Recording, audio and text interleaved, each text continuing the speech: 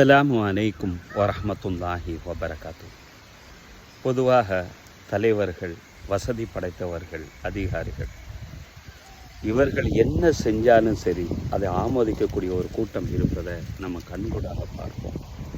அது நம் சமுதாய மக்களில் மார்க்கம் அறிஞ்ச நபர்கள் கூட அவர்கள் என்ன செஞ்சாலும், மார்க்கத்துக்கு விரோதமாக செய்தாலும் கூட அதை ஆமோதிக்கக்கூடிய நிலையை நம்ம கண்கூடாக நம்ம பார்த்துக்கிட்டு வரோம்.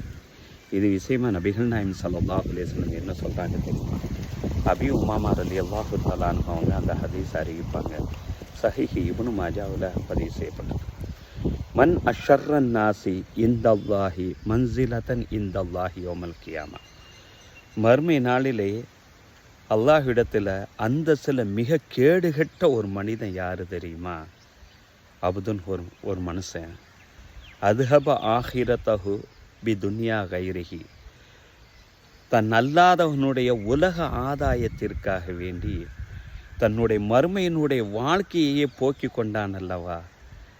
ஜால்ரா அடிச்சுக்கிட்டே தன்னுடைய மறுமையினுடைய வாழ்க்கையை இல்லாமல் ஆக்கிவிட்டான் அல்லவா. அப்படிப்பட்டவன் தான் அல்லாஹ்விடத்தில் மறுமை நாளில் அந்தஸ்தில் மிக கேடுகட்டவன் என்றார்கள் நபிகள் நாயகம் ஸல்லல்லாஹு அலைஹி வஸல்லம் அவர்கள். உண்மை எதுவோ அதை தெளிவுபட சொல்ல வேண்டும் என்பதே ஹதீஸின் நோக்கம்.